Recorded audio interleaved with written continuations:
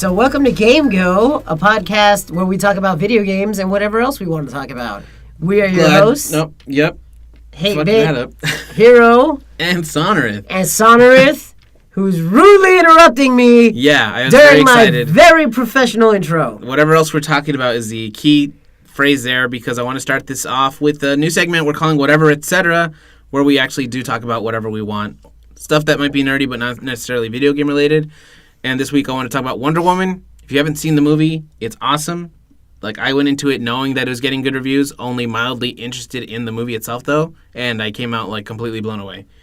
And if you pre-order it on PlayStation 4 for $20, you get a free Wonder Woman theme, free in quotes because you're paying the $20, and you get 11,000 source crystals in Injustice 2, which you can use to buy, like, cosmetic stuff. Which makes it practically free. It's a good deal. I mean, and it's a great movie. So if you haven't seen it, go watch it, take the kids. But yeah, that's this week. Back on to video game news. Well, that was a little bit of video game news. But PlayStation Plus. Finally got the full list. We mentioned Life is Strange from Don't Nod Entertainment and Killing Floor 2 by Tripwire Interactive. Those are coming to PS4. For PS3, you get Abyss Odyssey from Ace Team, and you get World Rally Championship 5 from Kiloton. But if you have a PS Vita, these games are also, the ones I'm about to mention are also available to play on the PS4 because of crossplay. That's Neon Chrome from 10 Tons Limited and Spy Chameleon from Unfinished Pixel. I always check out the PS Vita games. Those are pretty fun. They're like smaller arcade stuff usually. Do you have it, having a PS4 and all that? Do you get the PS Vita games too? You can download them onto your PS4 as part of crossplay. So you don't even need the Vita? Nope. Nice. That's pretty awesome. And if you go on your account for the PlayStation, whatever, you can add all these games to your library. Okay. So even if you don't have the console, you can have them, and then later on, if you have the console, you can download them for that. Xbox Games with Gold, they have a few releases that came out. Actually, they start on the 1st of the month. And if you have an Xbox One, you can get Speedrunners from Tiny Build Games and Phantom Dust from Microsoft Studios. I actually tried Phantom Dust on PC. It's a re-release of an older game. It's weird, but it's pretty cool. And if you have a 360, you can play Assassin's Creed 3. That's backwards compatible, so you can play it on the Xbox One also. And then they also have a few games that you can start playing on the 16th. That's going to be Watch Dogs for Xbox One, and for 360, it's Dragon Age Origins. Watch Dogs is from Ubisoft, and Dragon Age is from BioWare. So check those out if you haven't played them yet. They're all pretty solid titles. If they're free, so totally worth it. It looks like Middle-earth Shadow of War is going to get delayed to October 10th. Yeah. Want to deliver the highest quality product. Not really surprising. If they have to delay it a bit, that's not a huge deal. It's supposed to come out in August, so Who's WB Interactive. Wow. Okay. Rocket League's second anniversary update. Yeah. I can't believe that it's already been 2 years since it's been out. Only been 2 years. It seems like it's been longer. That's what I meant to say. It feels like it's been out forever. Yeah. The new map, Champions Field, is coming out. They're adding 18 new songs. Goal explosions. Yeah. Have you played the game? I know, yeah. I played the game. So you know how when you make the goal, it blows up and Right. it sends everyone flying away from it? Now you're going to be able to customize the explosion. Like how they blow up away from it, or the way it looks? I think the way it looks, because even when you're using your boost, you can add like a digital trail or hearts or something. Okay. Yeah, that's a customizational That's pretty aspect. sweet. That's Yeah. nice, because it always zooms in on it, so that's kind of cool to have that little personal touch in the replay. Like, where did all those hearts come from? From the guy that played during Valentine's Day and got a heart explosion. Should be cool. Closing out that season 4. On July 6th, is that when they're closing believe it? with this update they're closing out the fourth season starting so that's the 5th. today. No, that's July. It's a month away. Because it's a month away. They share numbers. Yes, and the 5th season will be starting soon after. They did mention that they want to try and keep the seasons shorter, and then closer to what Overwatch is doing. The game's been out 2 years, and they're only 4 seasons in. So I think they're trying to cut that down a little. Half-year-long seasons? I think so. That's pretty Seems long. excessive. That's a lot of investment. Yeah, it doesn't give you a lot of time season. to play anything else. If you want to stay up there, yeah. Right. It's fun, though. It's a lot of fun. If you haven't tried it yet, there's a reason this game is insanely popular, even still. It's 2 years crazy. later. All they did was add together remote control cars and soccer. And then boom. Although they did add basketball as a mode in it. Yeah, they also later they would end up doing that, and hockey was one for a little while, right? Where it moves around like a puck. So I want to say that it was a puck. Yeah, it's a lot of fun, and it's just crazy the way like you'll go rocketing through the air and flip and hit the ball and goal, and it's exhilarating. Devolver Digital, they were going to have a E3 Indie Picnic for everybody across the street from the Elevate Convention Center, right, in a parking lot next to the Hooters. No longer open to the public. If you have your press pass, you can still attend, but they weren't able to get the necessary permits because of capacity issues. So, I mean, you're going to have to read about it or hear about it. I mean, food, I guess. Our public picnic is no longer public. Public. It's nice that they're trying, but I mean, I'm not too upset. Boo codes and regulations. Yeah, I mean, how often does fires? Right. I mean, we never get fires ever. That's not even a thing here. Mega Man Legacy Collection 2. Not so many games as the first one. Well, that was 1 through 8 of Mega Man. Yeah, this one's gonna have 7 through 10. 7 was the Super Nintendo one, right? I believe so. Yeah, Super Nintendo. And then that was the last title for a while until 8 on PlayStation. Then 9 and 10 were the retro releases. Yeah, the demakes, basically. They're going to include a museum with art and music, I think similar to what the first collection had. And you're also going to have the ability to cut your damage you receive in half and use checkpoint saves throughout the game, just in case, people that are less accustomed to this generation find it, more difficult to deal with.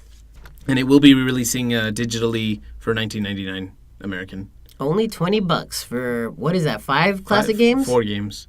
7 through 10? Yeah, I was going to, how did I get 5? 7 minus 10 is 3, and then you got to do like the inclusion of the one. Yeah, all right. Moving on, Humble Bundle. This week's Humble Bundle is called the Sekai Project Bundle, and it's coming from a developer, Sekai Project, and they mostly do visual novels. So, I mean, this isn't everybody's cup of tea, but if it is, this is a good deal. You're getting all these games, they're worth $289 separately. Yeah, that's a pretty big savings. Yeah, and the charities you can pick are the Comic Book Legal Defense Fund, Doctors Without Borders, and Make-A-Wish, or you can just enter whatever charity you want. I wonder if that could be abused. That seems shady. Please donate to GameGO Inc. GameGO Without Borders. They did mention these games might not be G-rated, so just keep an eye on that if you plan on buying these. I think people who are really big fans of these kind of understand what they're getting into. Anyone who doesn't, you were warned. Yes. For the first tier, it's pay what you want. I think it's $1 minimum. If you pay that, you get Fault Milestone 1, Kara Kara, Nekopada Volume 0, I'm in a Marginal, Rain Marginal, and 10% off Humble Monthly for new subscribers. And that's kind of like a monthly package of just games. Now, if you beat the average, which right now is $9.75, you get Nekopada Volume 1, Idol Magical Girl Cheeto Cheeto Mi Cheeto Part 1. Sorry if I'm butchering these names, by the way. Narcissu 10th Anniversary Project, Fault Milestone 2 Side Above, Sound of Drop, Fall into Poison, Highway Blossoms, and Japanese School Life. And if you pay the highest tier, which is $12 or more, you get Nekopada Volume 2, World N Economica Complete, which I believe is a 3-part series. What the hell is that title? Idol Magical Girl Cheeto Cheeto Mi Cheeto Part 2, Memories Dogma Code 1, Root Double Before Crime After Days Extended Edition. Okay, what the hell is that title? And Sunrider Liberation Day Captain's Edition. I mentioned like 6 games there, not like 20. Some of you might... Just, yeah. Yeah. Take a look. It's on humblebundle.com. If you like it, go for it. It might be, for $1, it's still kind of worth it if you, want to just experiment a little with different types of games. Yeah. Again, it's $289 worth of content for $12. At most $12. At least 12. How do I? I'm wondering what happens if the average gets above the highest tier. Huh. Yeah. $12 gets everything always. Yeah, I think that would be it. Anyway, yeah, that's it for Humble Bundle. So, Destiny 1, Bungie has announced that they're done updating the game. They are no longer going to be adding any new content. Any major issues will still be addressed. They're still they're still supporting the game as far as that, but it's done. Destiny 1 is done. That's crazy. Done. Yeah, the game as it is it. Whatever. For better or worse. The state that it's in now is the state that it will stay in as long as there's no game-breaking issues. I'm still holding out hope that they're going to release like one last little hurrah right before Destiny 2 comes out. Mm-hmm. Maybe to like foreshadow it or kind of acknowledge that it's been 3 years by the time the next one comes out. It's been 3 years. Let's not get sued. Yeah. So this was this morning, right? The Pokemon Nintendo Direct. 7 a.m. I had an alarm set for that. I don't know if you heard it. I know that I wasn't woken up for it. Okay. Yeah, I didn't know if you wanted to. Anyway, Pokken Tournament DX was announced. It's a re-release of Pokken Tournament for the Wii U. It's going to be on the Switch, and they're adding 5 new characters: Darkrai, Caesar, Croagunk, Empoleon, and the new Grass Ghost starter, Decidueye. Okay. How do you feel about this? I got some feelings about the game being re-released. I'm really going to have some feelings about it once we find out the price, which... Probably 60. I already know it. It's like I don't even have to ask. I know it's going to be full price, and this is something I'm already feeling is going to be a pattern, and I'm not going to like that about the Switch. I don't want to have to... I didn't get everything on the Wii U, so yeah, cool. I get a chance to play them on a superior machine, but it does not sit well with me to have to pay full price for any of these. Even Mario Kart 8, we talked about it, two podcasts ago? One of the earliest episodes, yeah. Yeah, like I was already super unhappy with the fact that was going to be full price. And that was 5 years ago. This game came out 2 years ago. Yeah, so this has even less legs to stand on. I think they are adding some ranking online matches. I mean, I know that's not going to convince you, but they are adding some stuff. I actually don't support the fact that they're re-releasing this, especially considering that they've been working on a Nintendo Switch project, and I was hoping it was going to be like some big Pokemon mainline game. Yeah, and instead it's a remake of a game that already came out. Hopefully this is... Well, I mean, you can't remake a game that didn't come out. Yeah, but I don't need you to point things out like that to me, okay? I'm hoping this isn't like the big Nintendo game that they teased that they were coming out for the Switch. That would be the biggest disappointment. Is like this isn't the big surprise that you guys said, right? It's like that Simpsons when Bart's mom gets him the golf game instead of Bloodstorm. It's like, you remember that game you wanted so bad? Lee Trevino's golf tour. Would you like to continue? You have selected no. All right. Anyway, so Pokemon Ultra Sun and Ultra Moon were announced for the 3DS in this Nintendo Direct. These are going to be sequels to Sun and Moon, kind of like Black and White 2, or for Black and White. And it looks like they're adding some weird prismatic armor to Solgaleo and Lunala. I'm not sure what the story significance of that is. Hopefully they'll show off more within the next few weeks. But it's supposed to be similar to Black and White 2's dragon. Well, I'm not sure if they're going to fuse with it or something. We'll see. But that is supposed to come out, I think, November this year. Okay. In another re-release, man, they're getting good at these. Pokemon Gold and Silver for Virtual Console is coming out, and it's going to have Pokebank compatibility like the Red, Blue, and Yellow did when those came out. Right. So you will be able to catch Pokemon Gold and Silver and bring them into Ultra Moon, Ultra Sun, whatever you want. Damn right. Better. Good. That is pretty cool. What was it? This was the one they needed to make a correction on, right? What? The announcement they needed to make a correction on where they accidentally... That's right. Yeah, for Ultra Sun and Moon, they had accidentally left the Switch icon on the webpage. People were speculating it's coming to the Switch. Unfortunately, Nintendo squashed that rumor pretty quickly, saying it was kind of a clerical error. That's not an indicator of their future plans. Yeah. Which is also very disappointing. It's just unfortunate that there are a lot of disappointments right now, accident or not. Yeah, they got our hopes up and dashed them expertly so. Expertly even. But we might not have to worry about it for much longer. The zombie apocalypse might be starting because a Vietnamese skincare clinic is apparently the Umbrella Corporation. Yeah, this was creepy and weird and dumb. Yeah, Medicare Dermatologist Clinic in Vietnam. Their logo is the Umbrella Corp logo. It's the 8 bisected red and white triangles. They are also surprised about this whole coincidence. Apparently, the logo was made for them externally, so now they're kind of looking into it, and hopefully they find that there's no creepy mansion that they have to check in on. They're going to realize that they hired some 19-year-old dude who just played like the old Resident Evils For the first time. and yeah, he needs some cash for some more games, so he put his resume out there on Monster, and there you go, employed. Yeah. Hopefully they change it, and hopefully they let us know what it is, because I'm actually kind of wondering what they're going to turn it into. I want to know, like, I just can't wait to find out that it is that. A couple of very depressing games that we reviewed. Lisa, the first, and Super Man, I can't even say it. it's that sad, is Super Bomberman R, and we don't know which one brought us to tears more. So, you're thinking Bomberman, and you're thinking either it's really super linear single player, or it's, multiplayer, which back then on Super Nintendo brought us... Oh my god, that was my jam. Those were good times, right? Yep. Those were good times. Now, exact same gameplay, not so great anymore. It's pretty dated, pretty basic, and it's not presented in the best way either. I feel like if they'd gone with 2D sprites, it probably would have been better. There was just, playing 3D, it felt like there was a lot more information to take in, and so, I was way too cautious, whereas in the old game, I'd be, with 10 skates running down and dropping bombs every other way so that the entire thing would just blow up. The skates being the power-up that that gives you increases your speed in this game. Yeah, it even uses the old sprites from... For the power-ups. Yeah, for those from the power-ups.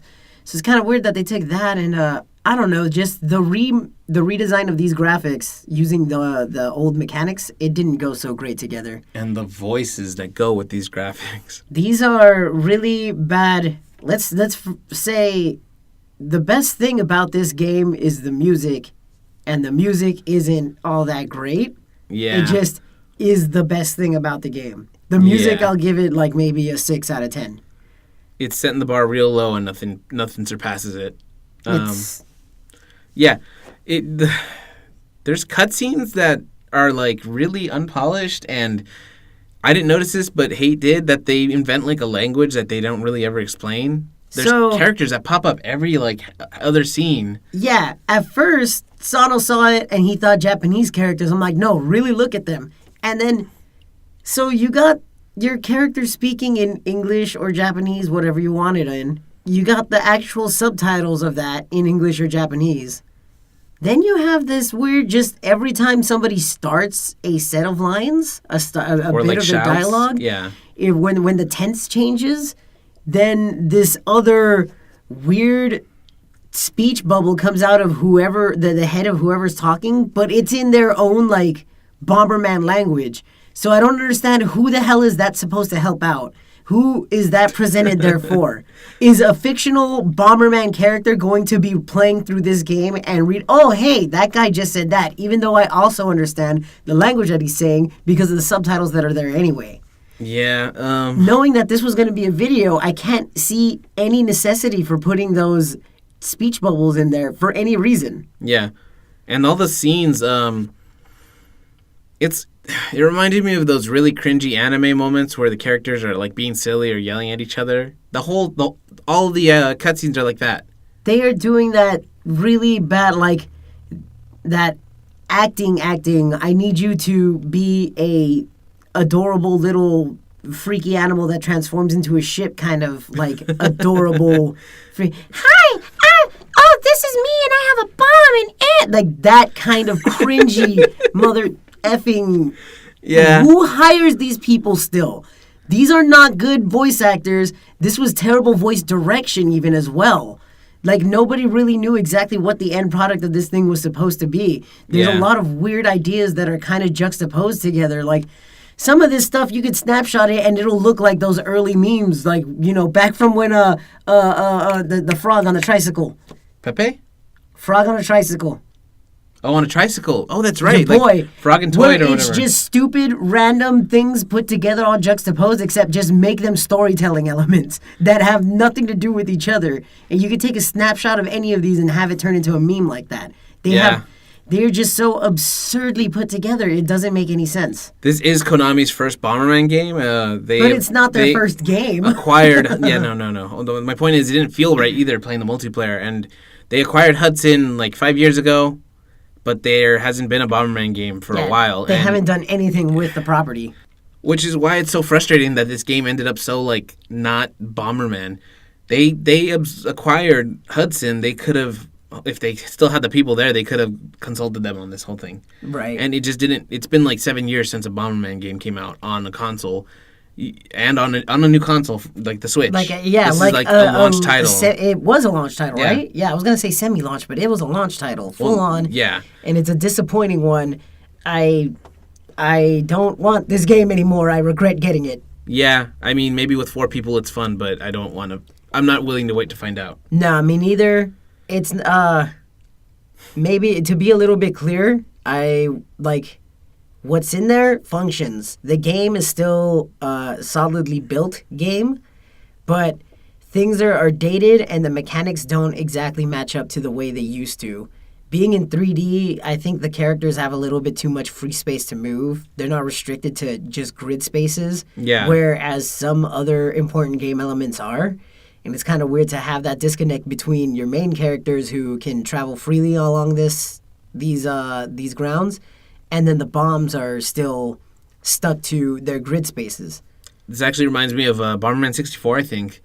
This was the first 3D Bomberman. You could only move in grid still, but your bombs would blow up in circular radius. Right, because we were in 3D, we were no longer restricted to having it only move in those two directions. Yeah, so not only would you have to worry about the cross explosion, but also you couldn't be like diagonally from it a certain distance, or it And would that hit to you. me makes a lot more sense considering it's a bomb, it's an explosion. That's you know? fine, but also it just seems like the opposite problem here, where now you can move more freely. And the bomb has become way more restricted. Yes, and you might be stepping over the line right into bomb territory just barely, and that'll kill you.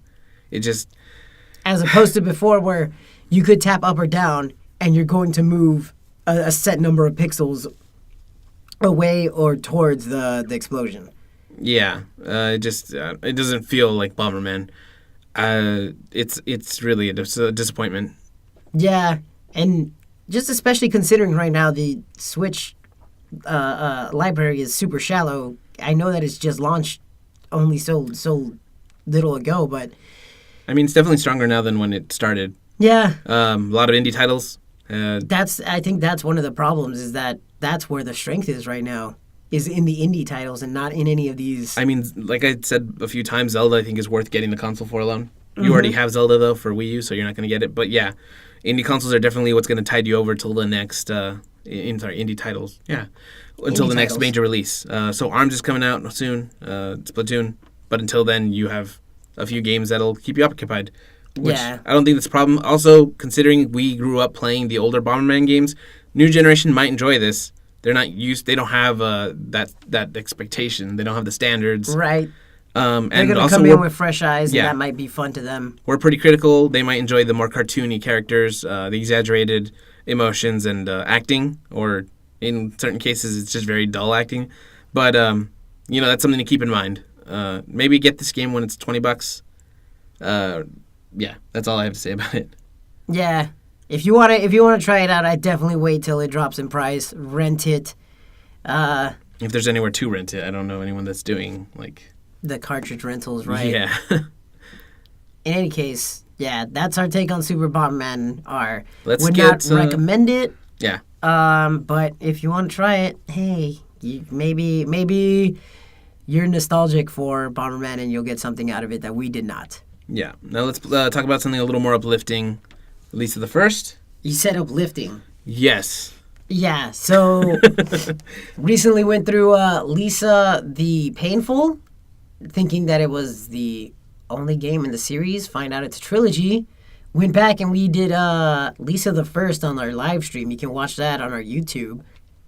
Now, this is a fan remake of another RPG Maker game. He didn't use the same title that he did for Lisa the Painful. And even by his own admittance, this game does not look or play extremely solid. But then again, there's not a whole lot of elements to it. You run around after running away from your house, you explore your neighborhood, your area around the house, and it's just a lot of beyond that, you're also exploring, I guess, what seems like her memories or psyche, her mind. Yeah. You're doing a lot of traveling between what looks like her real world, where she actually physically lives, and then what's going on in her own head. You see a lot of her abusive father everywhere, like that dance club. Oh yeah, it was a bar, right? It was a yeah, it was a bar, but it had the dance floor there, and yeah, that was creepy. This game is really weird.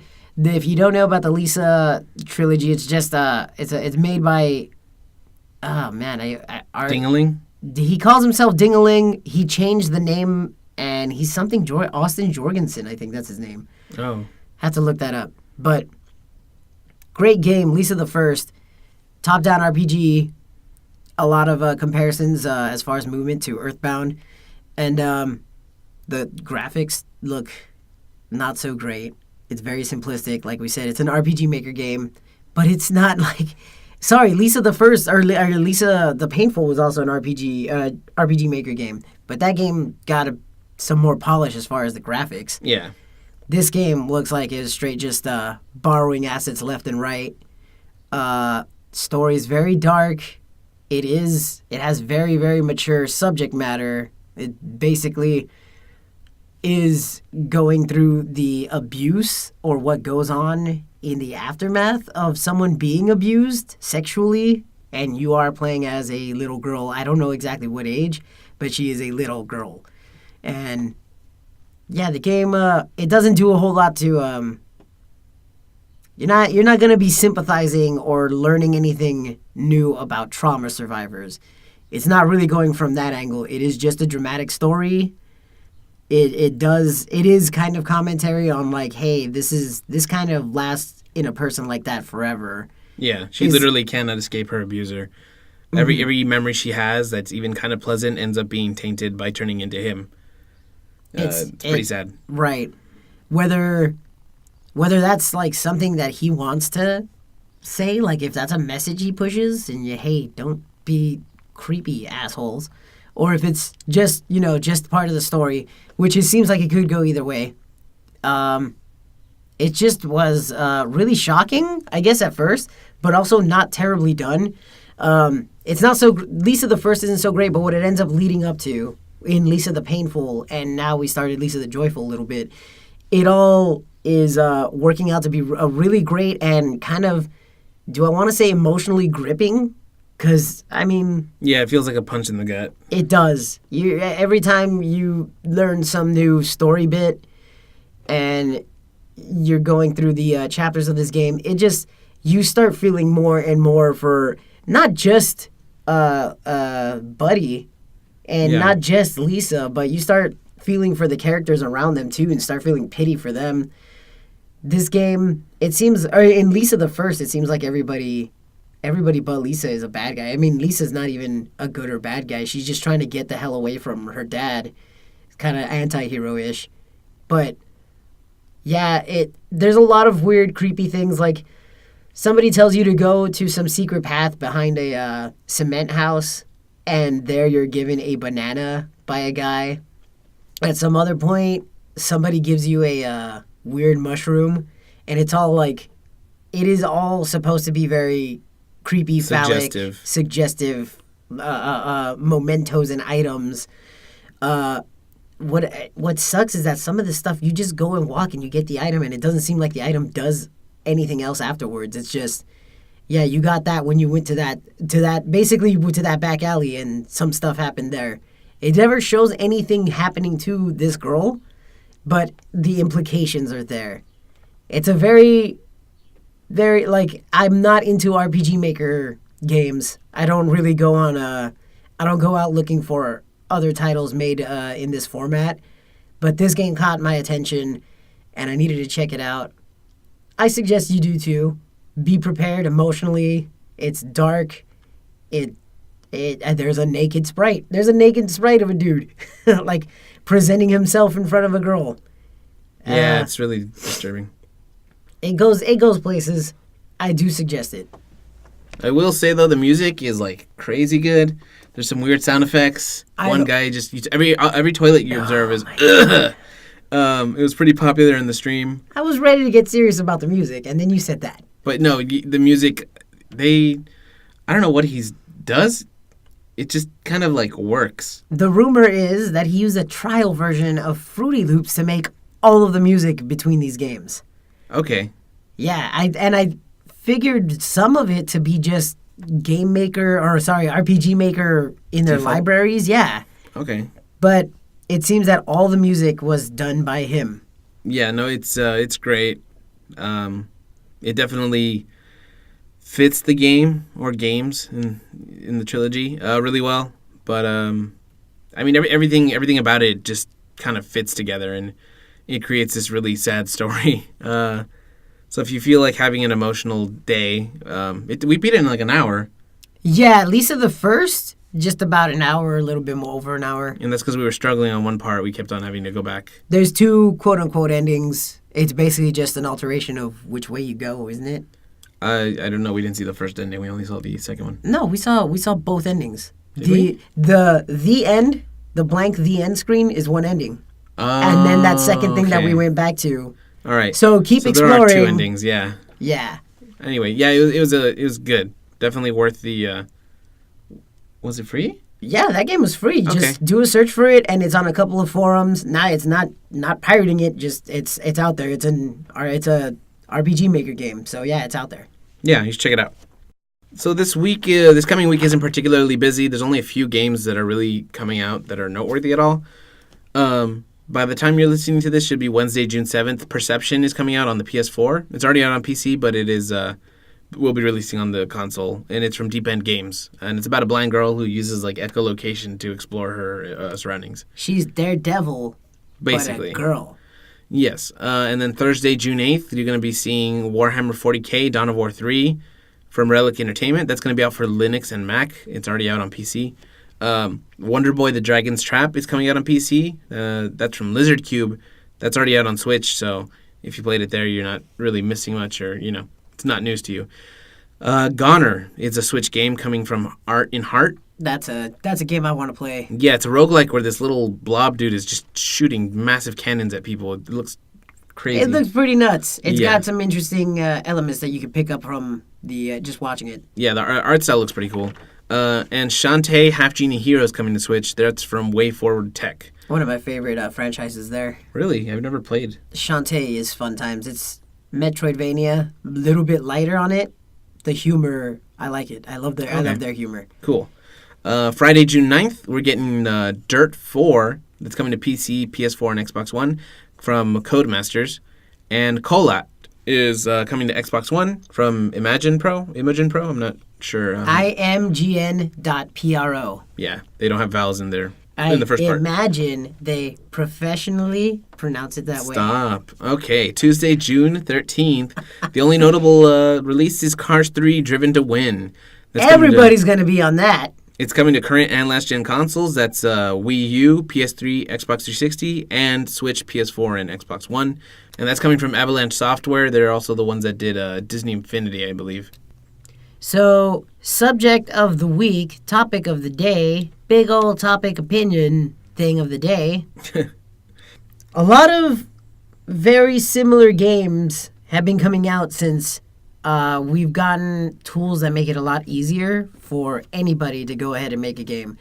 Because anybody can craft a game, and any of those people can go ahead and upload their code up to somewhere where anyone else can get that game that guy crafted. And then they can go ahead and quote-unquote make their own game as well. One of the games we want to talk about is Minecraft. Not one of the games. One of the sets of clones that we want to talk about are Minecraft's clones. I before we get too far into this, I do want to mention, I remember when GTA 3 came out, and that was a big deal because it was, the first big, huge sandbox game. There were so many other clones, and that's before everyone had access to these tools that let them just make their own. Right. And now it seems like the Wild West where one person strikes gold and everyone's just rushing for this idea. Okay, I got you. Yeah. So now that people, you didn't have a ton of studios back then, just everyday Joe's not going to be like, oh, that GTA sounds like something I could do. Now it is. And now you're seeing the result that a bunch of people are making these clones, like you were saying. Yeah.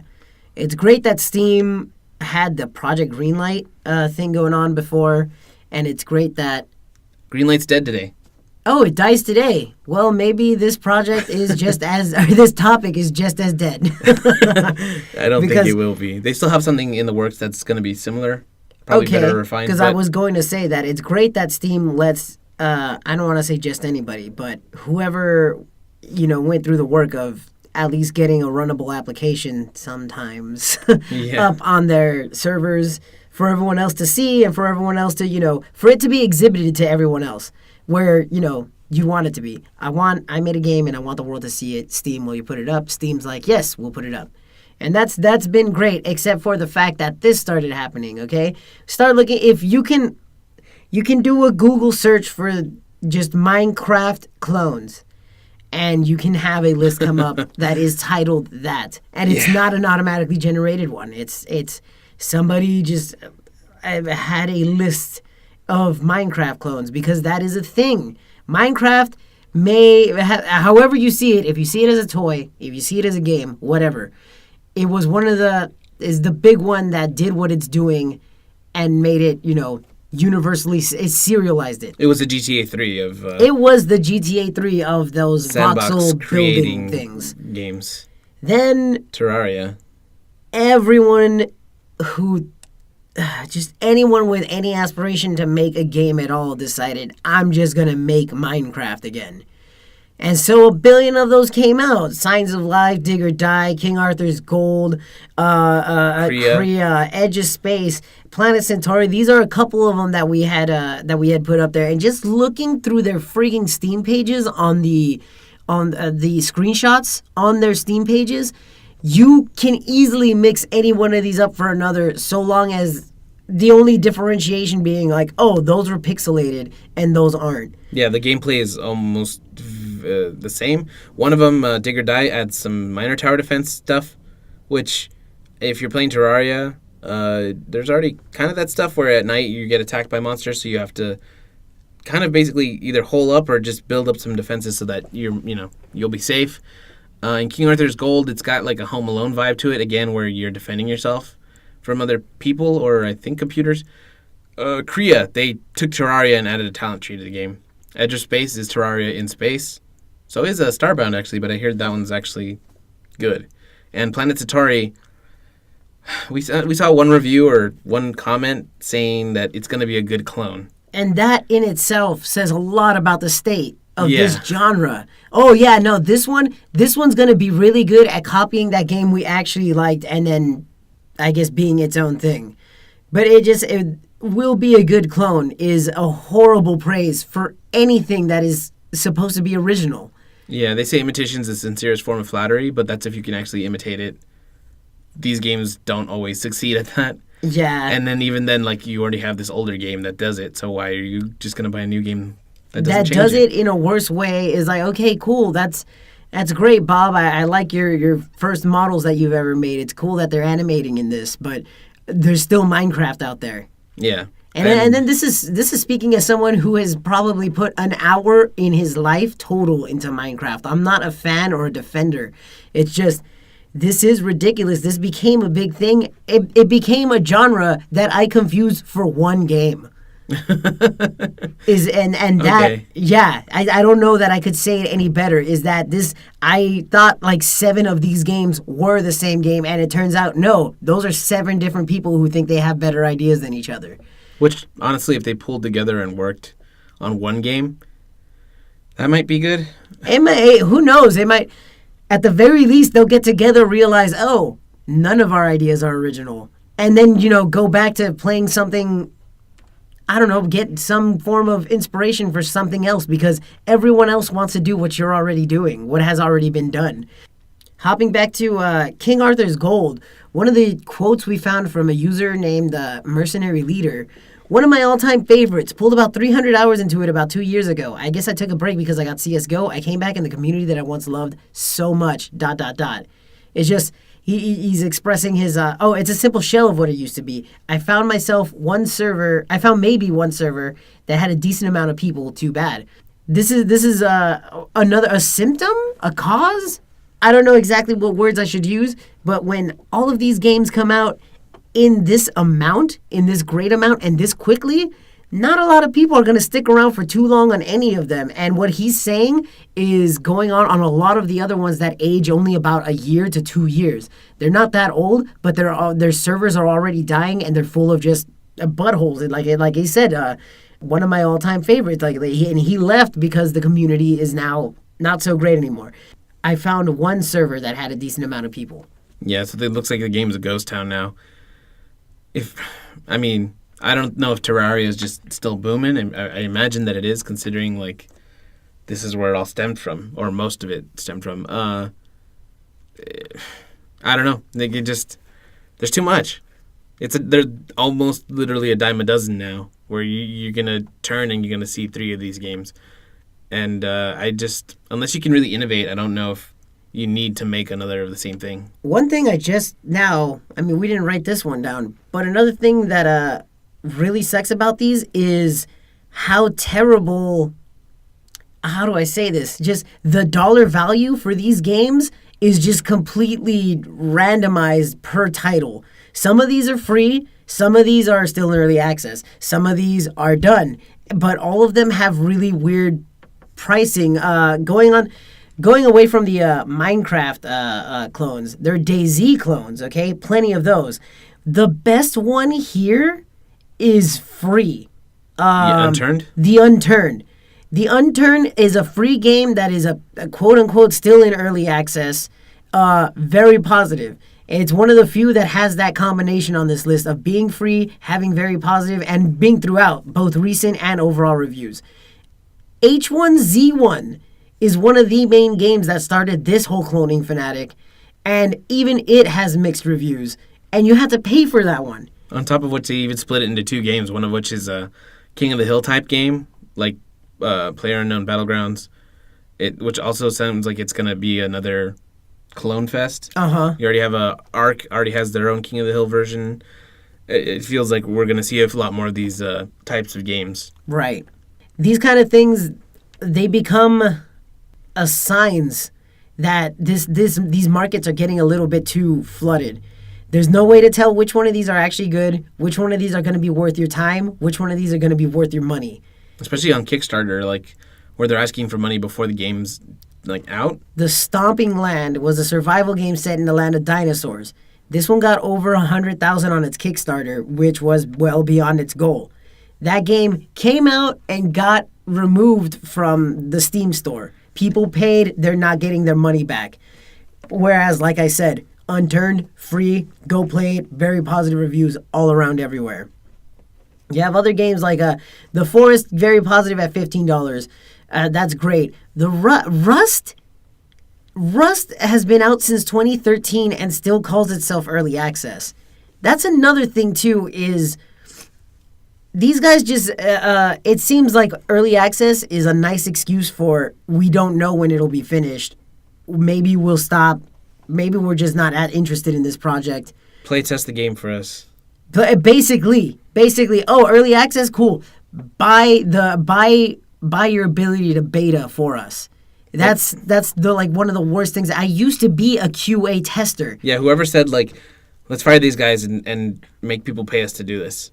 That person is a genius. Yeah, and I just can't believe how excited can you be about very much more than likely broken code. Spending honestly, time on a game that isn't done, that it's cool when it's a big developer. I would love to see Nintendo do that to any of their titles. I would pay crazy money to be up front to that. But when it's just some jagoff that I've never heard of who is his second or third fucking project and he's just throwing it up on Steam literally because he can. There's no other fucking reason. It's literally, I can upload this and so therefore I will. I don't understand why the hell I would want to follow the development of something like that. Yeah. If some people, though, are good at spinning it and presenting it well and polishing certain parts of it so that it looks like it's a competent package, and then it turns out it's not. This isn't exactly the same, but a game like No Man's Sky, where people were thinking they were getting more than they were from a developer that was charging a $60, for the game, it didn't go down the way that a lot of people wanted. And that's with a big mainstream, this isn't like the seedy back alleys of Steam's Greenlight things where everyone can just put up whatever they want. So if it happens there, it can certainly happen here, where people are putting their money for games they're never going to see, or games that will eventually get closed down before they ever leave early access. And it's not right. Hopefully with the end of the Steam Greenlight program, whatever they implement instead will be better at weeding out this sort of behavior. Did you mention Nether yet? No, there's a couple of titles right here that we still didn't even get to. And Nether, Mortis Insanus, State of Decay, 7 Days to Die, which is just Daisy in Minecraft. There's all this. It was cool the first time somebody showed me, oh, you just punch the crap out of whatever element here to get the resources from it. But that, somebody decided, that everybody unanimously, apparently, decided we need to include this in every game we come out with now. That was insane. It's in Rust, too, the whole Minecraft, okay, yeah. Build up your stuff and survive. I don't like judging games so much based on innovation anymore. I kind of figured a long time ago I'm not going to see too many new things. It is really hard, and basically the only reason we haven't seen some things happen in video games yet is because of hardware limitations. Give it some time and then we'll see one or two new things that can surprise us. But right now I don't know anything that can't happen in a video game anymore. We've seen almost everything that can. There's games that will delete your actual hard drive data. It's Nier? No. What? The first Nier did that, didn't it? Not intentionally, I don't think. I think at the end of the game, the only way to defeat it is to erase your memories. Okay, I did not know that. Yeah, that's pretty. What sweet. were you talking about though? This other just little indie game where every enemy on the screen is representative of a file on your computer, and by destroying that enemy, it is deleting that file. So God only knows, you might end up accidentally shooting system32.exe and just completely kill your system. It happened when it first came out. Some dudes put it on a bunch of kiosks at different, Best Buy and different electronic stores. Wow. And yeah, that was a fun time to just sit back and watch the havoc happen. Innovation, that was cool. That was crazy. That was a dick move. I literally have a list here of 10 games that if I presented them to the average person and even maybe an avid video gamer, they would not be able to tell one from the other. Some from the others, not all. And that's just a bad problem. Any saturation of any market, especially in one as... it's not like the video game industry is the strongest market out there. It's not the easiest to bounce back from when we do have crashes. Things like these are signs that one is going to happen. They help and lend to it. People stop wanting to play these games. They stop looking. They lose interest because of the saturation. This is what happened. This is what experts estimated happened with Guitar Hero. Oh my God. Yeah, Kotick, the CEO at the time, Bobby Kotick. Once he took over... We've seen it in his business strategies before. He's why we got Yu-Gi-Oh!, Cardcaptor Sakura. He's why Kids WB suddenly became Kids Weebibi. Very weeaboo. All the animes there are because of him. It was cheap to bring them over here, do it in mass. All right, cool. And now we've got a bunch of animes on here, all our ratings, all the kids love us. Yeah, to be fair, Yu-Gi-Oh! Was pretty cool at first. I'm not gonna say anything against that. I'm gonna leave you to your opinions and just let you know that it's wrong, but okay. But so he did the exact same thing to Guitar Hero. Here's one good example of something that kind of sells and people are really liking it. So let's come out with 7 of these in a year. And I know for a fact no one will get tired of it because that's not how people work, right? But that's what he did, and that's why Guitar Hero and Rock Band have had to have a resurgence. Was it Red Octane or Harmonix that broke off into Rock Band? Harmonix, right? Harmonix broke off, yeah. Yeah, so on top of what he was doing, releasing the game every year, then you had competitors, and then also DJ Hero and Band Hero, and Lego Rock Band. It didn't matter. You're looking at this stuff, and you can't tell which is what. And you can't tell which ones are worth playing. Yeah. You don't know. So many of these are coming out. On top of that, DLC discs, those were throwing in some more confusion. Everybody thought okay, so do we even play video games on this machine anymore? It seemed like it was just more like this is now a karaoke machine, and that's it. It was fun while it lasted, but it just, you can't expect them to just keep handing out money hand over fist. There's a point, other stuff comes up, other games come out, and we cannot. It's like a needy significant other where they just want your attention and your money, and it's like, I have friends, I have other things to play and enjoy. Let me go do that, and then it just leaves. That model is based solely on the fact that, these games are slightly or even kind of popular and it sells. Let's ramp it up. He takes the idea and ramps it up. And he never accounts for the fact that some of these people only bought this because it's their first time seeing the idea. Some of these people are only playing some of these games that are getting so often cloned because it's the first time they're seeing it and they like the idea. But the first title, the ones that they play, they satisfy all the needs they're looking for. They're not looking for this many variations of the same thing that can, honestly, with some collaboration, be minimized a little bit and then probably made even better. These are going to provide an issue for the very fans of these communities, having released so many of these same games. You can see the same thing in any other industry with any other product. It's just, this is as simple as oversaturation and coupled with disappointment on delivery.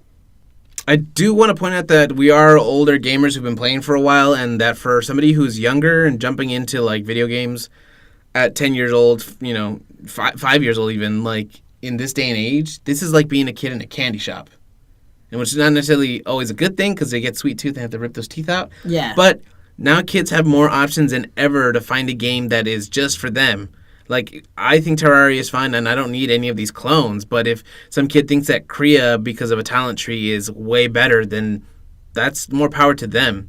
I still think these games are pretty unnecessary, but like I also want to look at both sides of this argument because I hate to really just condemn one side or, I play devil's advocate a little bit. I'm all for condemning. See, okay, that's your thing because you're H8BitHero. Hey. But like I said, it's good for people that have those niches and like they have specific needs or they have specific, maybe Terraria, like I don't like a medieval fantasy kind of world. I'd rather play in space. Well, you got Starbound, you got Edge of Space. There's definitely the negative where you're oversaturating the market and you're seeing all these games that aren't always great, but for the ones that are good, it's good for people that have different needs or different interests. I think now is a good time to be a young gamer because you're going to find more things that you specifically like. But that's just my opinion, and you heard hates. But we'd really like to know what you guys think. Do you think that there are too many clones these days, or do you think that might, like I advocated earlier, that it's good for younger people who want more options, who don't just want the one game a year they get on their birthday. They have smaller games that are worth $5, $10, $15 that they can get. Please let us know what you think. Comment on the YouTube video or email us at gamegopodcast@gmail.com or leave a comment on gamegopodcast.com. And if you enjoy what you're listening to... So many ways to get to us. Yeah, there's a lot of avenues. Twitter, at GameGo11. If you like what you're listening to, if you agree or disagree with us and you really want to let us know, hit us up there. Please hit us up. By the way, this whole topic was a user. It was sent in by Jaded, actually. Thank you very much, Jaded Nostalgic, for sending in this topic. Gave us a lot to talk about. Yeah, I was a little unsure of what I wanted to say, but I definitely found it. Yeah, last week, too, was Chubzilla's, right? No, last week was Nikki. I'm sorry, last week was Nikki. The week before that? Okay, never mind. Sorry, Chubzilla. You're not helping us at all. No, we're just trying to find a good way to discuss that one evenly. But you know what? Maybe we should do that next week. Next week we'll be talking about franchises that either they coast by on their good name or they try to innovate and stay fresh without, suffering like Guitar Hero did. This might tie into a segment or a series of videos I'm going to do soon called Misappropriation. Yes. But yeah, let us know what you think. If you like what you hear, please give us a good rating wherever you're listening to this or share this with a friend. That's really the most important thing that we can ask you to do is share it with a friend or two. If they like it, hopefully they'll share it and we can grow. And we actually do have a giveaway planned for Guardians of the Galaxy, but we'll mention more about that on the stream and as it gets nearer to the end of that storyline. But yeah, we'll let you guys know. As always, we thank you for listening to GameGo. a podcast where we talk about video games and whatever else we feel like. I am Sonorith, and with me as always is H8BitHero. We'll see you guys. We'll see you guys next week. Ayo.